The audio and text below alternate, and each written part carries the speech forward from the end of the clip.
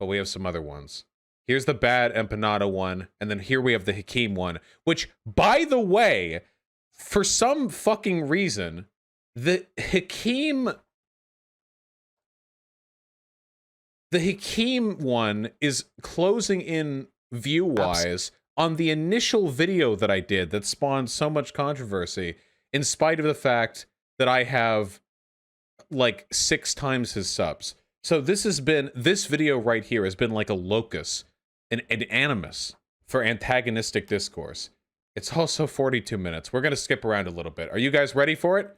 So here's the context, okay? The context is that I made a video, this video, in which, God, I look like shit here. In this video, I made the argument that leftist theorists would have believed it preferable that Biden win instead of Trump, and indeed would have supported Biden's victory over Trump. And I do believe that. I sincerely believe that. There are a couple of key reasons for this, which I'll now explain. The basic gist of it is that if you look through the writings of, well, I'll give you a couple of points. First of all, there's a common conception amongst generally Marxist-Leninists that the only way to achieve socialism is through revolution, and that there is no reformist or electoral way to do so. This is actually contrary to what Marx had wrote. Marx was actually of the opinion that sufficiently democratic societies could be moved towards socialism without a revolution. I disagree with that. I don't actually think that's the case. Marx listed America as one such country that could potentially move in that direction. This was 140 years ago, 140, 150, the ballpark.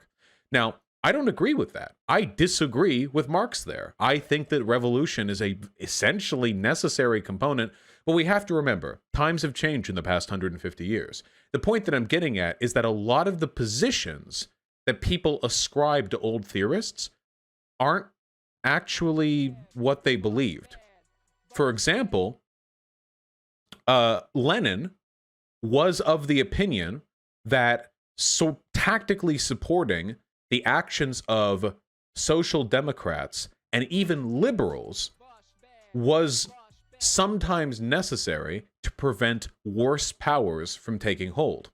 Mao made the argument that it could be necessary to ally with the bourgeois of your nation if it meant fighting off colonialist powers. And what you get from reading a lot of this is that many of the old theorists were practical in how they approached coalition building on the way to socialism. The basic premise that I get from all of this is that it is essential to preserve bourgeois democracy as our enemy. The Bolsheviks participated in the 1917 election. Yeah, of course. They worked with the Democrats and what have you. But the point that I'm getting at, BadEmpanada's video suggests you took these quotes out of context. Seems kind of convincing. Okay, let's just give it a look.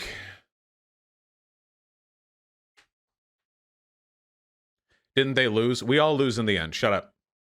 YouTuber Vaush hit it up. Recently made. I have no idea what to make of BadEmpanada, by the way. This guy seems kind of fucking crazy. This guy alternates between radically antagonistic and like kind of friendly in DMs. I genuinely don't know. A video in which he argued that the theory of Marxist thinkers like Lenin, Engels, and, the Marx himself supports voting for Joe Biden and the Democratic Party in the 2020 US election. It's very clear that in this video, Vaush began with an answer in mind already. Yes, they would, and then ignored contradictory evidence and over or misinterpreted much of what he did cite. I will explain both why he's wrong and why I'm not being more charitable and simply assuming that he made some honest mistakes. I will also later go into— Oh, so he's not just going to argue that I'm wrong, he's going to argue that I was like malicious or disingenuous with how I approach this. All right, hit me up. It's more subjective territory and explain why I think that Vaush and others like him are going to bat far too much for Biden, even outright lying to do so, despite their insistence that they don't actually like him or the Democratic Party. Why should we listen to dictators' theory when they don't even follow through with it? Here's my opinion. I don't give a fuck what theory says. Theory is literally just perspectives on political philosophy from long dead men, okay? the basis, the foundational principles of Marxism is a respect for material conditions. Marx could not have fathomed what the world would look like today. It doesn't matter how smart you are, dude. 2020, the year we live in today, is unfathomable to a 19th century philosopher, or even like mid or late 20th century philosophers. The world is insane. We live in crazy, crazy times. And because material conditions dictate the politics of our world, I think it's very important to take inspiration, to take lessons from theory. They can be very informative, and I've learned from reading them. But to treat them like some kind of fucking holy book, I think that's very weird. And what you realize when you talk with a lot of other lefties online is that to a lot of them, they treat theory the same way Christians treat the Bible. They don't read it, but they're very fucking confident that what's inside the text of those pages agrees with them. So they'll say any shit and they'll link it back to whatever context, out of context quotes, any bit, any piece they can. They don't try to engage with the broader work, and they definitely don't try to interpret it in a way that makes more sense to today's times. They live a life of post-hoc rationalization, as comfortable intellectually as they please, and they just use it sort of as like a intellectual defense. I think it's very weak-minded. I think that we need to be a little more clever than that while moving forward. This is why Caleb Maupin comes off so much like a Sunday school teacher. Yeah. Party establishment. All right, hit me up. To clarify before you get all mad, I am not personally against voting for Joe Biden. I am also not someone who just dogmatically follows the word of old Marxist white guys. I am, however, strongly against just lying and whitewashing in service of the Democratic Party. Firstly, Vaush addresses arguments against not voting at all. I'm not too sure why he thinks this was needed. Perhaps he encountered people saying as such, but those people clearly are not familiar with Marxist theory. Aside from some very weird Maoists, anarchists are actually the ones who are more likely to advocate against voting. There is a difference between electoralism, the belief that simple electoral participation should effectively be the extent of our politics, and electoral participation itself. Regardless, look, I'm just gonna get— Wait, that's not true. There were a fuck ton of Bernier busters saying we shouldn't vote at all, and they were not all anarchists. Wait, that's not true at all. The vast majority of Bernier busters were not anarchists. They were politically undisciplined fucking dipshit aesthetic lefties. Like, they were not anarchists. So the argument that it is important to participate in the electoral process to whatever extent we can, at least with voting, that is something that many people rejected, and they were not all anarchists. To the point of this video right away. Vaush takes a bunch of Engels and Marx quotes out of context of their wider views on the subject. For example, Vaush notes that Marx believed that in certain contexts, socialism may be achievable through elections. Did you know Marx actually believed it was possible to achieve socialism peacefully through democracy and through voting? A quote from him in his La Liberté speech. You know that the institutions, mores, and traditions of various countries must be taken into consideration, and we do not deny that there are countries, such as America, England, and if I were more familiar with your institutions, I would perhaps also add Holland, where the workers can attain their goal by peaceful means. That being the case, we must also recognize the fact that in most countries on the continent, the lever of our revolution must be force. It is force to which we must one day appeal in order to erect the rule of labor. But with context, it's clear that Marx and Engels believe that socialism achieved democratically would come from an independent workers' party, not from subservience to a bourgeois party that explicitly serves bourgeoisie interests. Wait, hold on, BadEmpanada. When I made the argument that Marx believed that electoralism could be used to achieve socialism, I wasn't using that as an argument for voting for the Democratic Party. I was only using that as an argument that participation in the electoral system and that electoralism can be useful for socialists. So that's a different argument. Like the Democratic Party in the US. Most damning is Marx's address to the Communist League in 1850. Even when there is no prospect whatsoever of their being elected, the workers must put up their own candidates in order to preserve their independence, to count their forces, and to bring before the public their revolutionary attitude and party standpoint. In this connection, they must not allow themselves to be seduced by such arguments of the Democrats, wink wink nudge nudge, for example, that by doing so, they are splitting the Democratic Party, wink wink nudge nudge, and making it possible for the reactionaries to win. The ultimate intent of all such phrases is to dupe the proletariat. Marx is— I think I directly addressed that quote as well, did I not? Does anyone remember me bringing up that quote specifically? The reason why I brought that up is to point out and keep in mind, Marx was talking about this in the context of a parliamentary system, was he not? America has a presidential system, and it does not have any, it has first past the post voting, which means that the argument that splitting the vote to no end brings about nothing but benefit for the reactionaries is a lot more valid. See, the argument here, the one that Marx is making, is that even though you could conceivably undermine the more progressive mainstream party, it's important to foment a strong workers' party and to support it to the greatest possible extent. The problem is that doesn't work in America. Like, that's the issue. It doesn't work. Guys, look around you. There have been communist and socialist parties in America for centuries. They've done nothing. And certainly not now. They're useless. They're worthless. They do nothing. And they don't radicalize people. The only people who, like, participate in the CPUSA or whatever are people who are already radicalized. It's like old socialists and union organizers. But it doesn't move the clock any further over, you know? CPUSA backed Biden this time. Well, they all call CPUSA counter-revolutionary anyway, so whatever. Or FBI informants. The fact of the matter is, in America, third parties just aren't a viable way of achieving any kind of political mobilization. They just aren't. They are not, like, at all. CPUSA is CIA. You know it. But I think I brought up that quote.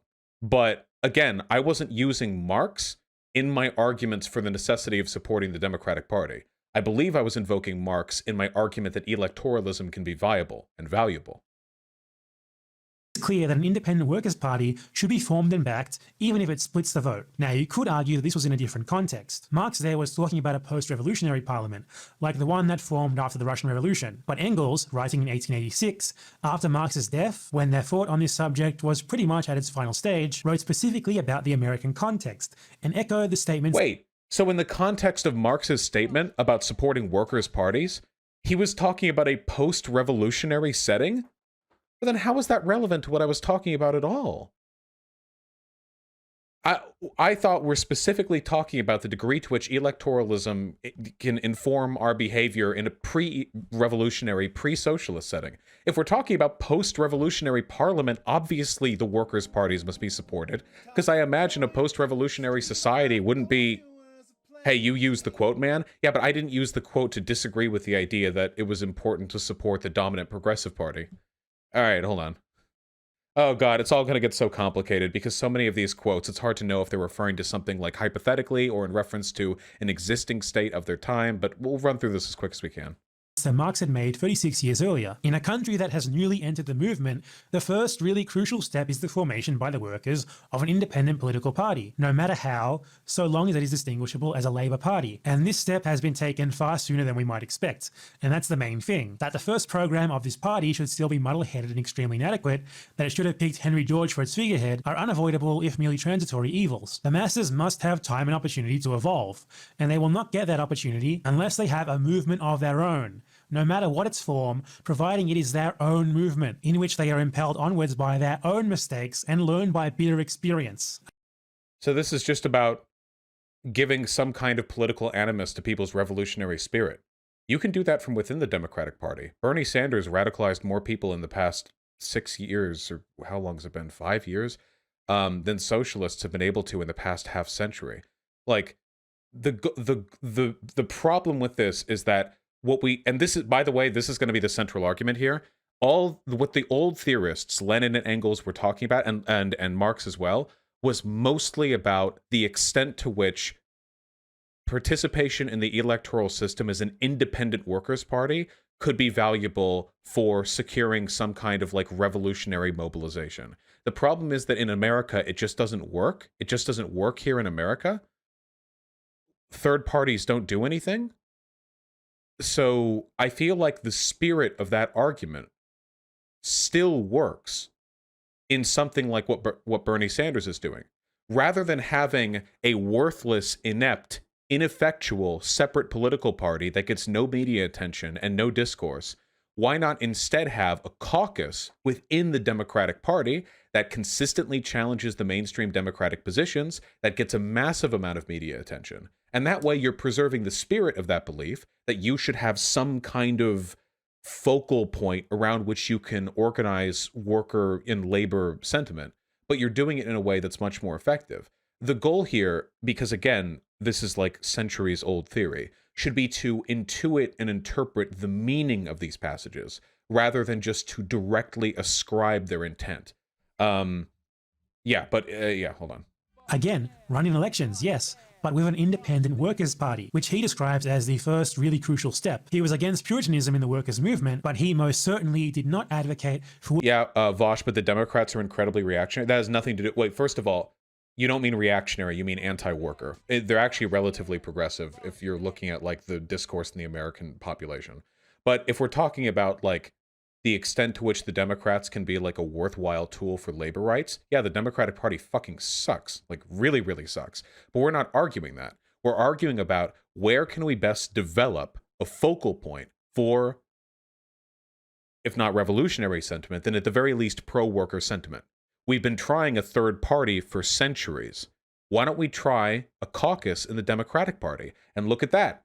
We achieved, over the course of the past century, nothing with third parties, and it took 6 years to massively radicalize millions of people by using a caucus in the Democratic Party.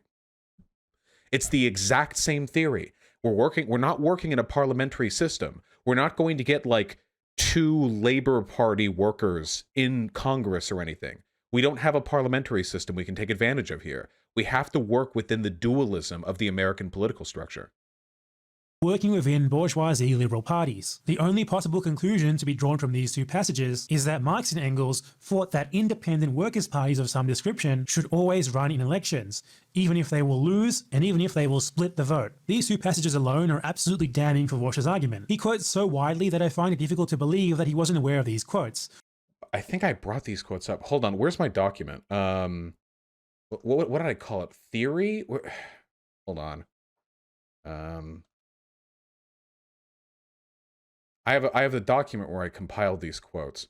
So again, if the Marx quote was referring to a post-revolutionary society, then I have no idea how that's even relevant. Okay, here we go.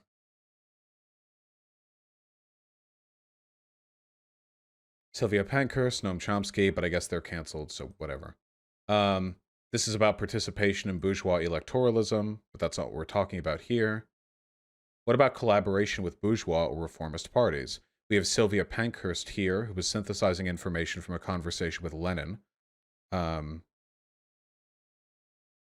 this is Lenin right here. Engels right here. In England, France, and Belgium, where the bourgeoisie rules, the communists still have a common interest with the various democratic parties, an interest which is all the greater the more closely the socialistic measures they champion approach the aims of the communists. That is, the more clearly and definitely they represent the interests of the proletariat, the more they depend on the proletariat for support. In England, for example, the working-class Chartists are infinitely closer to the communists than the democratic petit bourgeois or the so-called radicals. In America, where a democratic constitution has already been established, the communists must make the common cause with the party which will turn this constitution against the bourgeoisie and use it to the interests of the proletariat. That is, with the agrarian national reformers. In Switzerland, the radicals, though a very mixed party, are the only group with which the communists can cooperate, and among these, the radicals, the Vaudois, and the Genevese are the most advanced. So what's interesting here is that in this instance, Engels is actually arguing that you shouldn't form your independent workers' party, that you should work with the party most likely to be able to be turned towards the interests of the proletariat. At the time, they were doing so with regards, he recommended the National Reformers. But if I remember correctly, the National Reformers, they weren't even a socialist party. The National Reformers, I'm pretty sure, were a Christian agrarian movement, which was all about like labor organization for farmers. Which one of these is it? National Reform Party, an adjunct of the National Labor Union, a labor federation in the United States, founded, dissolved in 18... Is it this one? Or is it another one? Oh, here we go. No, this one. The National Reform Association. A national association to secure the religious amendment for the United States Constitution. No, I don't think it's this one. This is about... No. I'm pretty sure it's the one that I pointed out. A moderate Islamist party in Algeria. Maybe. Who knows? Is that document open for everyone to see? No, it's mine. Fuck you. So then I had a section called, do these examples apply to the Democrat Party? And then maintaining bourgeois democracy is our main opponent.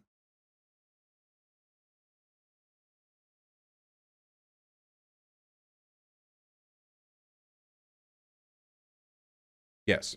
So, anyway, I mean, it sucks to suck and everything right now, but it was the People's Party? Okay, bring it up. Here we go. Okay, thank you. The People's Party, also known as the Populist Party or simply the Populists, was a left-wing agrarian populist late 19th century political party in the United States. It emerged in the early 1890s as an important force in the southern western United States, but it collapsed after it nominated Democrat William Jennings Bryan in the 1896 United States presidential election. A rump faction of the party continued to operate within the first decade of the 20th century, but never matched the popularity of the parties in the 1890s. So let me ask you guys a question, and I have it's a genuine question for you guys, okay? Let me ask you, if it's your job to interpret theory, let's say you have been divinely tasked with the responsibility to interpret what we should do as socialists, based off of theory. And the socialists, they say over and over and over again 100 years ago, you need to form a workers' party. You need to join up with the workers' parties. You need to coalesce around the workers' parties, right? But in America, the only two political parties that are even mathematically capable of being relevant are the Republican and Democrat Party. With that axed, do you think they would argue for not participating in electoralism at all, which is very easy to argue against because they have plenty of other passages which advocate for participation in the electoral process?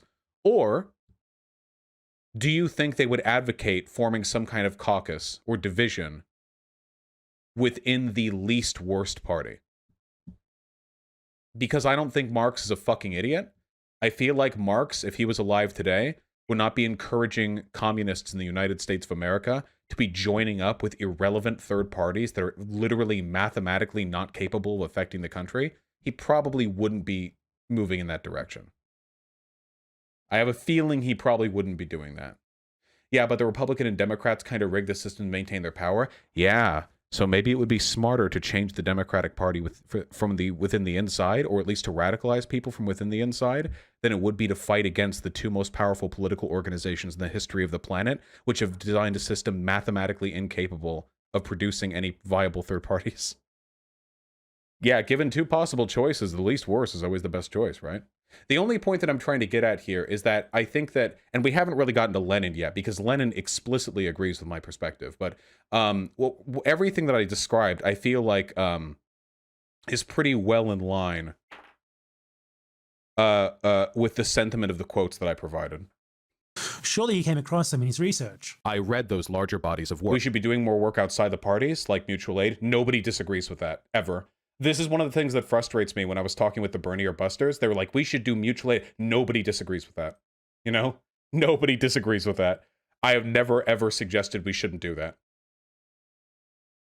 None of the quotes that I am presenting to you right now are taken out of context or selectively released. None of these speeches that I write out to you have ellipses between them to remove sentences that are inconvenient to me. Of course I can't know for certain, but I expect that he knowingly ignored them because they completely contradict his argument. Now, that's the main argument done. A huge part of his thesis is that the writings of Marx and Engels support voting for Biden. They clearly do not. So yeah, kind of wrong already. I'll go on anyway. Well, no, Engels, okay, so they specifically talk about participation in electoralism, and they specifically talk about forming caucuses, or at least forming organizations around which labor activism can mobilize.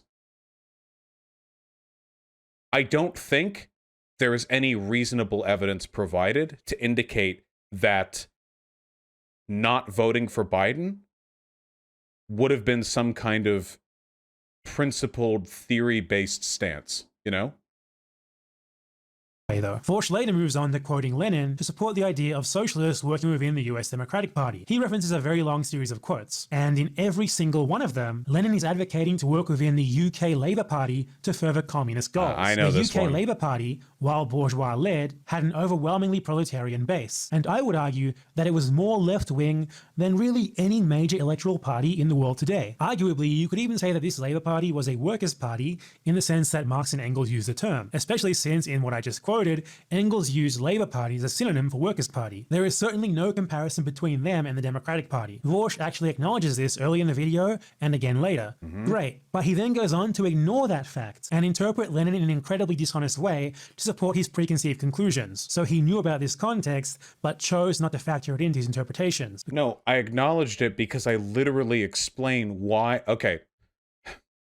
So the important thing here, if we're to look at it, is why did Lenin advocate for working with what he described to be the petty and traitorous petite bourgeois UK Labour Party? So why would Lenin advocate for this? Listen to this, okay?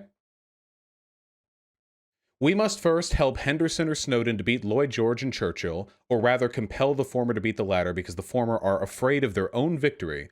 Second, we must help the majority of the working class to be convinced by their own experience that we are right, i.e. that the Hendersons and Snowdens are absolutely good for nothing, that they are petty bourgeois and treacherous by nature, and that their bankruptcy is inevitable. So, Lenin is advocating to help support a party which he describes as petty bourgeois, treacherous by nature, and bankrupt, and also hopelessly reactionary. It is true that the Hendersons, the Kleinesses, and the McDonalds and the Snowdens are hopelessly reactionary. It is equally true that they want to assume power, though they would prefer a coalition with the bourgeoisie, that they want to rule along old bourgeois lines, and that when they are in power they will certainly behave like the Scheidemans and the Nosks. All that is true, but it does not at all follow that to support them means treachery to the revolution.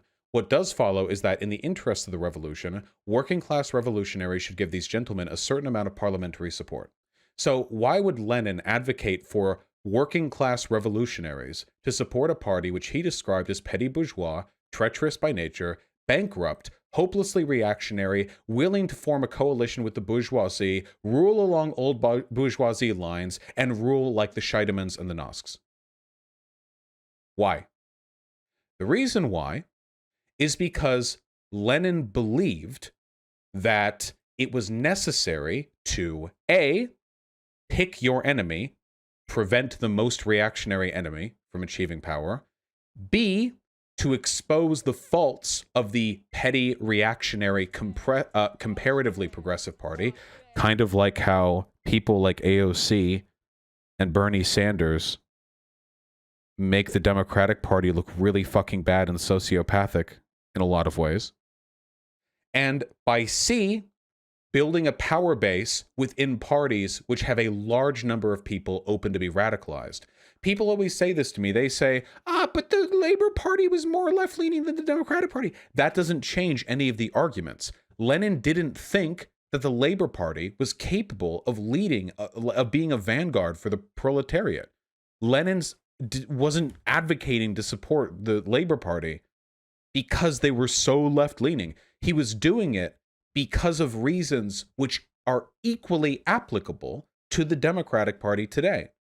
This is identical to the shit I've said about the Democratic Party. I can literally, my goodness, we must help Biden beat Trump, or rather compel Biden to beat Trump because the Democrats are afraid of their own victory. We must then help the majority of American Democrats to be convinced by their own experience that we, the leftists, are correct, that the Democrats are absolutely good for nothing, that they are bourgeois, or we'll use terms that the average American would appreciate, that they are corporatists, that they betray their voters, and that they are morally bankrupt. It is true that Biden is hopelessly reactionary and that he wants to assume power along the lines of the old bourgeois. This is all true, but that does not follow that to support them means treachery to the revolution. What that means is that in the interests of the revolution, we should give these gentlemen some parliamentary support, or in America, some presidential support. I think this is defensible. Are you sure you haven't said this exact quote before? This is literally a document that I typed up to present on stream. So I have said it before, yes.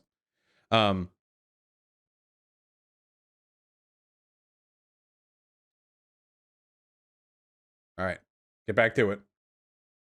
Because otherwise, well, these quotes don't support his argument. Here's a couple of examples. Lenin argued that in Vaush, do you know what mental gymnastic means? Yes, I believe to you mental gymnastics means when you read text and then you interpret it at anything higher than a 6th grade level. That is what mental gymnastics means. You realize that reading theory isn't enough, right? You have to interpret it. if it was 1,000 years from now, would you like, and we're all living in space bubbles, would you still be like reading Marx and like directly one-to-one ascribing all of his writings, even though the material conditions have completely changed? Like, come on. Theory analysis is what matters most here.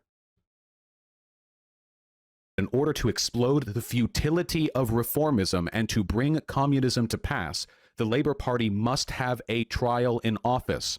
Therefore, British communists should affiliate their party to the Labour Party and come to arrangements with it for the formation of a joint parliamentary bloc and the mutual sharing opportunity to witness the failings of the predominant left-leaning party at that time. Here, Vaush compares Lenin advocating to join a reformist party explicitly created to appeal to workers. Hold on. Can you just, thanks Zimix for the $10. Can you just admit you're now backing into the trivial position that Marx said elections can be useful instead of your original asinine position that Marx supported your perspectives? Dude, you can watch the original video. In the original video, I'm pretty sure I just said that Marx believed participation in electoralism could be useful. Most of my arguments for voting for Biden came from Lenin and Mao and Engels. And from Penkman, but that was because of an interview with Lenin. Yeah, like, I don't believe, if I made the argument and I said, like, Marx would have voted for Biden, and I think I did say that at one point, first of all, he would have, eat my asshole. And second of all, when I actually made the video and, like, elaborated my position, I'm pretty sure I only invoked Marx to the extent that I was describing his belief in the necessity and the usefulness of participation in electoralism, which I stand by. I really do think that, like, abstinence from the 2020 presidential election is like a completely bankrupt position. A lot of Bernie or Busters seem to be under the impression that there's some sort of level-mindedness to this, or like some equal disagreement to be. I don't think so. I really do think Bernie or Busters are just ideologically and intellectually, like, deficient. It's like a handicap or something like that. I mean, I've had arguments with a ton of these people. It's like incredibly embarrassing. What I'm doing right here, the only reason I made this video, the video on the Marx and Lenin, what have you, is because so often they would lose their arguments with me and then vaguely cite theory. They wouldn't cite like quotes or passages or books or anything. They would just vaguely cite theory. So I read theory and it turns out there were a lot of arguments that supported my position. But no, Marx never wrote anything that specifically said, and should you I guess he was German, not British. And should you find yourself in a position where you have no choice but to vote either for one of two bourgeois parties or to be abstinent entirely with your vote, and the one guy is the old and they are both old men rapists, they are both old men rapists, then you should only not vote for, you should only vote for the one named Biden. It's true, he didn't write that. It's kind of in the name, with an overwhelmingly working class base, far further left than anything the USA has ever known, to people joining the at best center-right Democratic Party that cannot even be described as reformist. And it doesn't matter. Those weren't Lenin's arguments. When Lenin was arguing for supporting the Labor Party, he did not say, because the Labor Party is very left-leaning and that makes it good for the proletariat. That's not an argument that he made. Uh-oh, chat's freaking out. He doesn't advocate for that to win either, but rather explicitly actually to fail and convince the workers that electoralism does not work. This is not remotely the same thing. The Democratic Party is not a flawed but ultimately still worker-based reformist party. It is a liberal bourgeois party that serves bourgeoisie interests. Wait, but Lenin called the Labor Party a bourgeois party.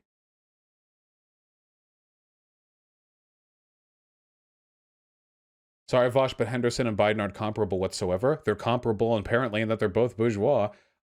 No, this is just, it's just reading comprehension, guys. You have to know why the theorists argue for the things they do.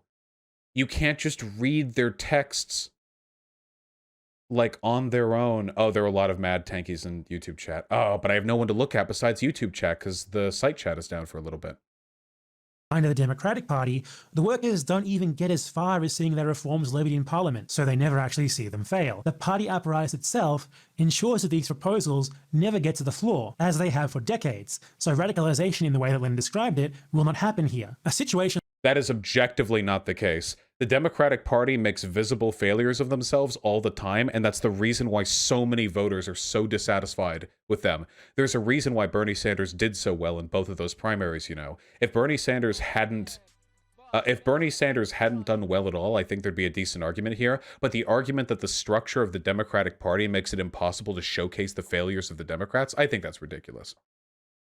like this where the workers are practically completely unrepresented in formal politics, cannot be compared to that of which Lenin spoke, where workers' reforms will be proposed in parliament with strong backing from a major Labour Party. The USA does not have such a party because of arguments against vote splitting and for working within the Democratic Party. As whoa. Okay, stuff like this is when I hear stuff like this, it makes me think I can't trust anything out of this guy's mouth. He thinks the reason why third parties don't work in America is because of arguments against vote splitting. It's not arguments against vote splitting. Vote splitting is a mathematical fact. What is it called? What's the technical term for that? Oh god, I don't have chat to remind me. I have YouTube chat. What's the term for that? When you have a first past the post system, so you are compelled to think of other people's voter preferences? Come on, what's the term for that? Oh, there's chat. Chat, tell me. Tell me, please. The spoiler effect. Yes, the spoiler effect is a mathematical fact. It's not, people like me don't invent the spoiler effect. It's a fact. Why would anybody who wants, why would a trans person who doesn't want to get thrown into a fucking camp ever vote for a fucking Green Party when they could vote for the Democrat Party? The Green Party vote does nothing. The spoiler effect. The spoiler effect means that in a first past the post system, eventually only two parties are going to be viable because people won't vote for smaller parties because they know there's no chance of them winning. But that's a mathematical fact. That's not like I didn't invent that. So yeah, BadEmpanada seems to be under the impression that if it weren't for people like me, we would all be, the Green Party would be like competing with the Democrat Party or something like that. Vaush is advocating for. If Biden wins, his presence as the president gives us an opportunity to expose the failings not just of an incompetent president like Trump, but the failings of the very system that bourgeois serving establishment presidential candidates like Biden present. Right here, Lenin is mirroring the exact argument I invoke in favor of a Biden presidency. Lenin advocated saying this to the leaders of the Labour Party. Please, Mr. Henderson, take the power. You today represent the opinions of the majority of British workers, and we know that, as yet we do not. Therefore, we cannot at present take the power. But you, who represent the opinions of the masses, you should take the power. Lenin openly advocates for bending the knee to the Labour Party, because at the time he spoke of this to Sylvia Pankhurst, following the Second Congress of the Communist Internationale, the Labour Party was far more representative of the interests of the proletariat than the communists were at the time. He did this because he understood that a conciliatory gesture now would bring him a better opportunity to infiltrate the party and radicalize people from within the party in the future. No, that is not the same argument. He is once again talking about the Labour Party, Democratic Party. No. Wait, wait. Nothing that I just said was contingent upon the Labour Party being the same degree of left as the Democrat Party. Nothing in the argument that I just said had anything to do with Labour Party specific at all. All the arguments that Lenin laid out and that I extrapolated from them are equally applicable to the Labour and the Democrat Party. Right now, as much as it triggers a lot of online lefties, the Democrat Party is the most representative of workers party viable in the United States. That sucks, but it is true. It really sucks, but it is true. Yeah. Republicans are more anti-union than Democrats are. Not by a lot, but by an amount. What about advocating for ranked choice voting to break the two-party system? I'm a huge fan of that. Always have been.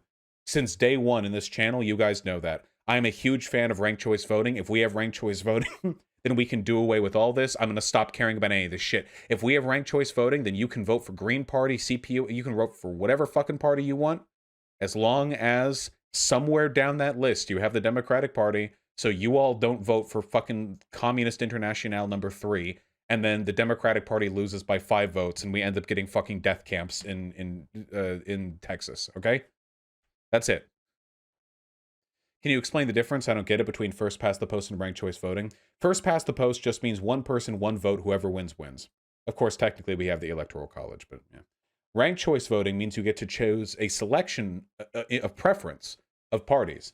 And every time a party doesn't win or doesn't get a sufficient number of votes to pass into the next round, votes from that party get distributed amongst the second choice of everyone who voted for that. So imagine you have 3 parties, party red, blue, and yellow, okay? Red and blue both get about an even number of votes. Yellow doesn't get very many at all. So yellow is taken out of the listing, and everyone who voted yellow first, they then have their votes distributed to whoever they voted second. All the yellow votes get distributed between red and blue, and it turns out yellow was more likely to vote for blue than red, so blue ends up winning. There are videos on this from CGP Grey, which I think are pretty good. Does not represent the opinions of the majority of the workers, as this Labour Party did. Not in a million years will it ever. There is no comparison here. Vaush is misappropriating another passage that is not even relevant to the situation. Again, this makes me... So it's funny that he would accuse me of intellectual dishonesty, because he is... Not only has he conflated arguments that I've made, but he's making counter-arguments that are contingent upon facts which are not evident at this point. Like, that the Labour Party was more left-leaning than the Democratic Party is today is something that not only did I directly address, it's also irrelevant to the specific quotes that I pulled. This divide is noted explicitly in another time when Vaush cites Lenin. We would put up our candidates in a very few but absolutely safe constituencies, namely constituencies where our candidatures would not give any seats to the liberals at the expense of the Labour candidates. Lenin actively advocated for avoiding splitting the vote with the reformist Labour Party if it would lead to a further right political group. Get ready for it. He's going to say this one's different because the party they were trying to avoid splitting votes for was further left than the current Democratic Party. I haven't watched this video before, but I guarantee you that's what he's going to say. Power in that constituency. See? Work with the Labour Party to defeat the Liberal Party.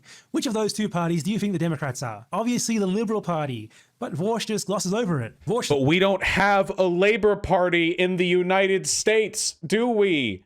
He was describing a situation where you avoid splitting votes for the comparatively left-leaning party to the benefit of the right-leaning party. We don't have a Labour Party. The logic of the argument is identical. This is why I say I can't trust these people who criticize me. They say I don't read theory. You're not capable of interpreting theory. You lack the faculties to interpret it properly. I'm sorry, not like the faculties, but like, come on, these arguments are very simple. Lenin isn't making the argument that you should avoid splitting the vote for the Labour Party at the expense of the liberals because the Labour Party is revolutionary or because they're really far left. He's saying it because they're the most left-leaning party we have. Do you really think that if the Labour Party hadn't been around back then, that Lenin wouldn't have made these same arguments between the liberals and the conservatives? You think he wouldn't have gone that far? Lenin worked with liberals to fight against fascists in Russia. What was it called? The 100 Black Knives? Lenin not only participated in the elections prior to the revolution, what were they called? The Dursa? I forget the name. But he actually worked the Black Hundreds. Yeah, he worked with liberals. And in some cases, the Dumas, thank you. Yeah, it's been a while since I've gone through all these arguments, but like, if you believe that Lenin wouldn't be willing to work with liberals to fight off fascism or to fight off conservatism, you're just objectively wrong.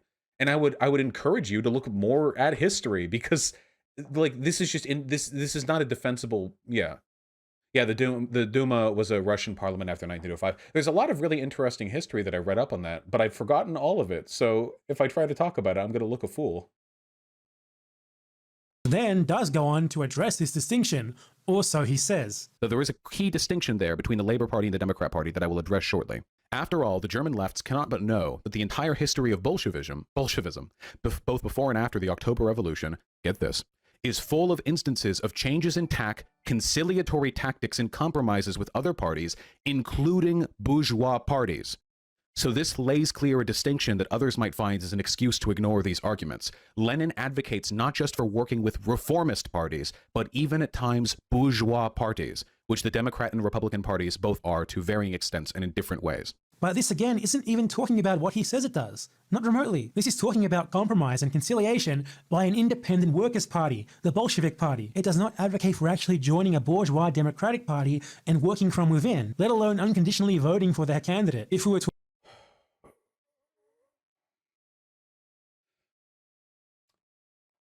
What is a conciliatory tactic / compromise with another party, but preventing splitting votes?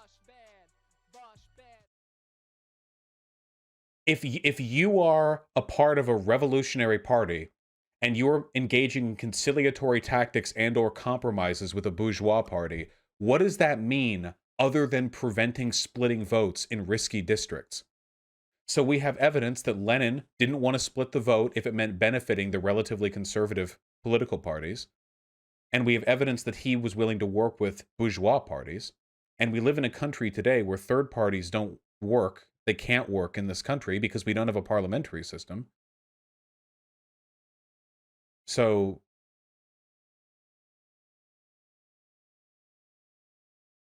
we move on. No, we're almost done.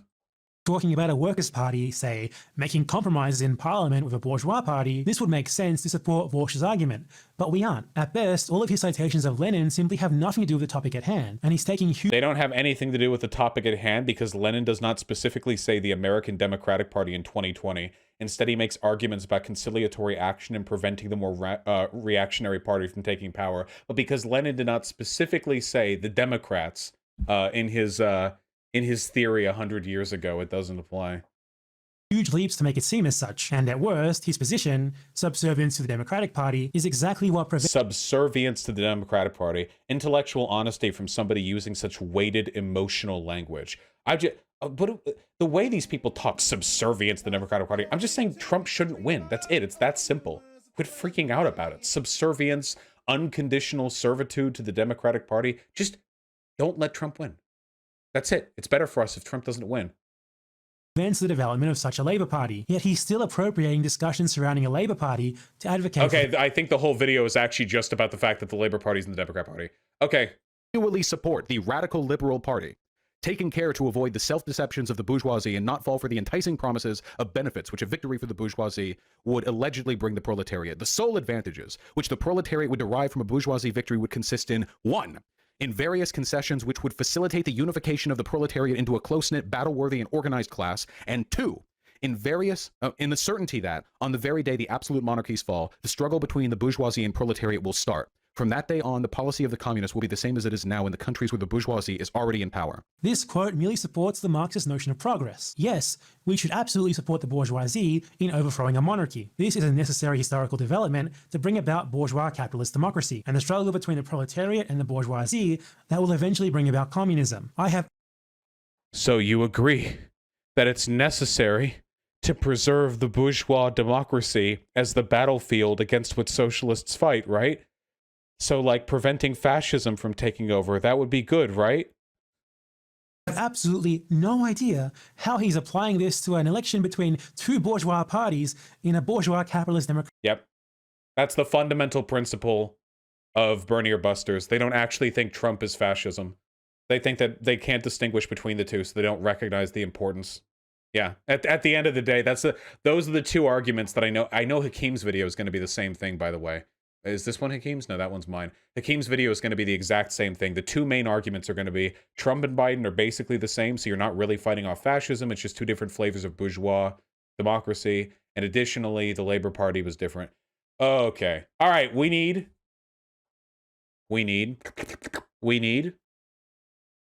to go over a few donations. We need to palate cleanse. What the fuck? Jesus. Oh, by the way, I just want to say none of this is meant to be interpreted, by the way, as an attack against BadEmpanada or as an attack against, like, yeah, I don't want any harassment, any weird shit. Listen, being a Bernie or Buster, or I should say not taking the anarcho-Bidenism pill, is akin to a mental disability, and we don't want to be ableist, okay? Every leftist, as far as I'm concerned, who didn't believe it important to get Biden into power instead of Trump is, as far as I'm concerned, suffering from some kind of fundamental deficiency, and we shouldn't make fun of them. But let it be known, I'll never work with these fucks. The people have no idea how much of a bullet we dodged. While Barr was talking fucking sedition charges for Black Lives Matter protesters, while the fucking Republican Party was unironically talking about, like, deporting politically seditious activists. Yeah. No. I'm okay with Biden winning. Thank you very, very, very much. I'd like to be able to continue doing my job from within this country's borders for at least a little while longer. Jesus. This is 42 minutes. Okay, let's take a look at the Hakim thing. At this point, I would like to take note of the fact that I recognize many of these quotes are taken from larger bodies of work. I read those larger bodies of work. None of the quotes that I am presenting to you right now are taken out of context or... Rabbits or deer are considered pests where I live. Do you think it's okay to eat their meat? Well, there are even more, like, nuanced arguments for this, too. Like, what if you're one of those people who has to hunt deer to keep them from, like, overbreeding? Because if they overbreed, then they end up starving to death, you know? So if you kill the If you kill the deer, like, do you just not eat them or something? I don't know. Selectively released. None of the speeches that I write out to you have ellipses between them to remove sentences that are inconvenient to me. All of these are descriptive of the positions of these theorists at the time they wrote them. Nice meme. Hi there. Vaush recently made a video claiming that Marx, Lenin, and co. would support Biden in the upcoming US election. He claims to have shown this by quoting them himself. Let's take a look at what he says, then. Firstly, clarifying my own position, it's essentially the same as Lenin's: strategic participation in electoralism for revolutionary parties in order to show the futility of electoralism with a prime focus on actual organizing activities. Apparently, he's gotten a lot of people telling him to read more theory. Why is theory important? Well, in a quick sentence, a lot of the analysis has already been done. That doesn't mean you can't disagree or add on to it, but essentially you'll get more fruitful discussion when everyone is informed on positions that have already been cleared up a century ago, rather than blindly wading through all of it yourself. A radical not reading the works of predecessors. Wait, I don't like that language there. Positions that have been cleared up a century ago. I don't really think there are hard answers to a lot of these questions. Is just as much a failure as book worship is. Anywho, he claims to have read theory now, so... Wait, what is that thing at the top? What did he say? What am I saying there? Let's see what he has to say. If this is on stream, he's probably, god damn it, the fundamental position darting around to avoid having to present the full context. Okay, that's a little uncharitable. The entire video is Vaush's belief that Biden is supposedly superior to Trump. I won't comment, as I'm not in the US. As an Iraqi, though, Yeah, okay, so this is all the evidence you need right now to know that Hakim is coming into this with the exact same biases that he's going to claim that I came into this with. If you're like, I'm not going to comment on the difference between Biden and Trump. Like, come on. You don't, either you believe, Biden's better and you don't want to get canceled by your tanky audience, or you legitimately don't think there's a difference, in which case you're a cringe lord. Personal experience is that both are equally trash. There is no lesser evil here. Yeah, okay, yeah. Okay, so again, as far as I'm concerned, the opinion of somebody who unironically believes Trump and Biden are equivalent is worthwhile, is completely worthless to me. Absolutely worthless to me. You've completely disqualified yourself from being able to have an opinion on this. So, but if you believe that, if you actually believe that Trump and Biden are equivalent, then yeah, my arguments wouldn't make any sense, because the arguments that I'm interpreting here are ones that mostly where Lenin was making the argument that it was important to support the less reactionary party. Both Democrats and Republicans thoroughly enjoyed bombing my country. I'll talk about this a little more towards the end. Cool, nice fucking story. That isn't an argument. If you want to make the argument Democrats or Republicans are equally bad in foreign policy, you definitely can. But if that isn't, like, that's one fragment, that's like one segment of the argument. By the way, that's such an easy, like, anecdote, or such an easy, like, throwaway line lefties use to avoid discussing the actual nuance of, like, political differences here, you know? Even if you believe Democrats and Republicans are equal in foreign policy, what about their domestic policy? You know, you can make arguments that Republicans are quite a bit worse at foreign policy too. And I would defend those arguments too, because I think they are quite a bit worse. Let's get to the meat of the video. The passages in dispute dealt with the British Communist parties and declared that they should affiliate with the British Labour Party and make use of parliamentary action. Lenin evidently does not regard either of these questions as... How is that easy? He literally lives in Iraq and deals with this. Okay, when I said that's an easy throwaway line, did you think I meant it's easy to be drone striked? Is that how you interpreted that? When I said that's an easy throwaway line, you read that as me saying it's easy to be invaded by the United States, rather than me saying it's a dismissive, thought-terminating cliche lefties use to avoid engaging with the real differences between the two parties. You thought I meant it's easy to be attacked by the strongest country on the planet. Come on. Fundamental. Indeed, he considers that they are not question of principles at all, but of tactics, which may be employed advantageously in some phases of the changing situation and discarded with advantage in others. Yeah, Vaush, the Iraq War is just merely an anecdote. If your argument for the idea that Trump and Biden are identical is just one segment of their engagement, then that kind of is. It's like, it's not a full argument. Also, the Iraq War was started by Bush. I don't know what you're talking about. Like, what does the Iraq War have to do? You do realize that, like, troops were pulled out of Iraq over the course of Obama's presidency, right? Bush started it. Obama ramped up the drone strikes. Yeah, Obama did continue it. Yeah, Obama fucking sucks. But are you going to make the argument that, like, the Democrats were worse on the Iraq War than the Republicans were?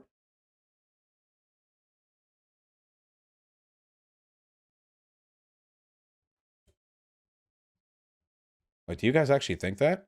Yes. Wait, yes. You actually believe the Democrats are more responsible for the Iraq War? Wait. Oh, God. No, wait. I saw some people in chat who seem to think that. Okay, all right. Okay. Obama started a war in Libya and Syria? Yeah, funny, because Trump said that he supported the war in Syria, and he's massively ramped up support for the war in Libya, so... I don't know. Listen, guys, we can criticize the Democrats without pretending they're the same as Republicans. Why do we have to reduce it to such a simplistic duality? His first quoting of Lenin is out of context. He didn't even read the whole passage, which continues... The passages in dispute dealt with the British Communist parties and declared that they should affiliate to the British Labour Party and make use of parliamentary action. Lenin evidently does not regard either of these questions as fundamental. Indeed, he considers that they are not questions of principle at all, but of tactics, which may be employed advantageously in some phases of the changing situation and discarded with advantage in others. Neither question, in his opinion, is important enough to cause a split in the communist ranks. I'm even inclined to suspect that he has not been uninfluenced by belief that the course he has chosen is that which will appeal to the majority of communists, and will therefore cement the largest number of them in united action. Is this actually going to be... Vaush didn't give enough context to the quote to indicate that he was referring to the Labour Party and not the Democrat Party? As to the question of affiliation to the Labour Party, a question that may presently arise in similar forms for decision by the Communist Party of Canada and the United States, Lenin says, millions of backward members are enrolled in the Labour Party. Therefore, communists should be present to do propaganda amongst them, provided communist freedom of action and propaganda is not thereby limited. When afterwards, in the Kremlin, I argued with Lenin privately that the disadvantages of affiliation outweigh those of disaffiliation, he dismissed the subject as unimportant, saying that the Labour Party would probably refuse to accept the Communist Party's affiliation, and that, in any case, the decision could be altered next year. As you can see, this is discussing the participation of communist parties, not the Democrats. Even if you were to appeal to the fact that it's coordinated. So, no, Hakim is conflating two things here. The first quote, where Lenin explained that he believed his participation in electoralism was just a matter of tactics and not principle, that one is relevant no matter what parties you're talking about. If you can, so his refutation has nothing to do with the point that I was making. If you go further, yes, he does argue that communist parties should work with bourgeois parties so long as the movement and organization of the communist parties are not interfered with. But since that wasn't relevant to the argument I was making, I don't know how... That's just Lenin saying that, hey, if you've got communist parties hanging around, you should work with the bourgeois parties as long as it doesn't hurt the communist parties. But that's not an argument against my point. We don't have communist parties in the United States. Or at least categorically, we have ones which are incapable of being useful. Coordinated action between communist parties and the British Labour Party, you cannot ignore that the principal ingredient, we can say, is the presence of the Communist Party. Secondly, the British... No! The principal ingredient relevant to my point was just his argument that voting is not a matter of principle and only tactics. That's it. That's the only argument that I was making. You quoted me. That was the point that I was making.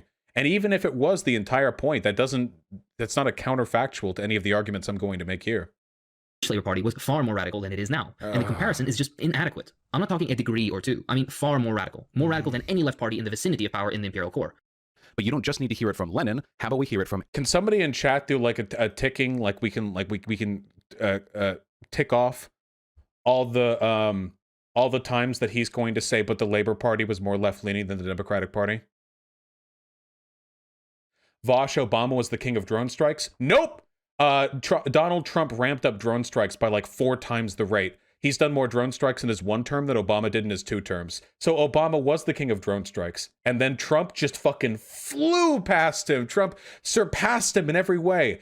Vaush getting called out, Dems want war, Trump is stopping war. Yeah, dude, Trump is totally stopping the war by not pulling us out of Afghanistan over the 4 years, facilitating conflict between our allies, allowing ISIS to flourish by pulling our troops out from fucking allies with the Kurds in Rojava, and supporting Saudi Arabia's fucking genocide in Yemen. Yeah, dude, Trump is super... Oh, remember when he fucking postured war with Iran by fucking missile striking Soleimani in an Iraqi airport, therefore jeopardizing our allyship with Iraq and posturing war with Iran? Remember when he pulled out of the nuclear accords that Obama set up, which were historic legislation, which established detente between us and one of the most formidable enemies in that region? Oh, no. No, I forgot. All that only happened in my imagination. Dude, Trump is a warmongering piece of shit. The only reason he hasn't thought of starting a war to boost his poll numbers is because the American people are tired of it. If we were living in a time where there wasn't an Iraq and Afghanistanian war already taking place, if we were living in a time where there wasn't already a war-weary population, then he would have absolutely started a fucking war. You know goddamn well he would have sent troops on the ground into fucking... I don't know where maybe he would go over there so we could make some more war widows out of Yemen. He would have found something to do. He's not anti-war. Remember when he kept voting to increase the military budget? I remember. Yeah, Vuvuzela, maybe. Engels. For us, absenteeism from elections is impossible. We seek the abolition of classes. What is the means of achieving it? The political domination of the proletariat. Revolution is the supreme act of politics. Whoever wants it must also want the means, political action, which prepares for it, which gives the workers the education for revolution, and without which the workers will always be duped. So Engels argued that mobilizing through bourgeois electoralism was a mechanism by which the proletariat could be educated on the circumstances of the class consciousness. He's taken Engels out of context with this quote. Again, this would be evident if he quoted the entire passage, which I'll do in a second. Interestingly, Vaush outed himself as not actually having read theory here, and just quote mining. Shit. I know this because this quote is a garbled mess of a speech Engels gave titled Apropos of Working Class Political Action. The version of the quote he got is, word for word, a summary from this article from the International Socialist Review. If he actually would have read the work himself, he would have quickly seen that, like Lenin, Engels advocated for voting for a workers' party, not a bourgeois democratic party. That's not... When somebody like Engels has a passage where they make an argument and they say voting can be important because it gives you an opportunity to radicalize the proletariat by participating in bourgeois electoralism, it is not a counter-argument to point out that they were referring to a more left-leaning party than the one we have available to us. That's not a counter-argument. The logic remains true. And we know it works because Bernie Sanders, by participating in the Democratic Party rather than just remaining an independent senator, radicalized millions of people and moved the discourse left in the Democratic Party. Why do these people try to use theory like a gotcha? This is the second time. We're going to get like 5 times over the course, 10 times over the course of this video, where he's going to be like, if you took a look at the full context, you'll notice that he was actually referring to a more left-leaning party than the Democratic Party. It's about the logic you use. Engels says, however, our politics must be working class politics. The Workers' Party must never be the tail of any bourgeois party. It must be independent and have its goal and its own policy. Engels also says that, in a supremely political moment like it was at the time, to preach abstention to them is to throw them into the embrace of bourgeois politics. Ironically, today we can turn the statement on its head and say that Vaush's push for people to participate is doing the exact same thing, throwing them into the embrace of bourgeois politics. No. He was making that argument because he didn't want any of the existing Workers' Party to be neutered. My argument had nothing to do with the viability, strength, or organization of the Workers' Parties, because in this country it is mathematically impossible for third parties to flourish. There is no communist or Workers' Party to sabotage. In the case, in their time, it makes sense, because back then, the way their political system operated and the level of radicalization of the population, it was possible to have a communist party that could have been jeopardized by voting blue no matter who. Or I guess with the Labour Party, be voting red no matter who. But that's not the case today. The logic remains consistent. I mean, there's sort of the Socialist Party, Vaush. Yeah, let's take a look. America Socialist Party. Let's take a look at this. How many members do we have currently? Do we have a number on that?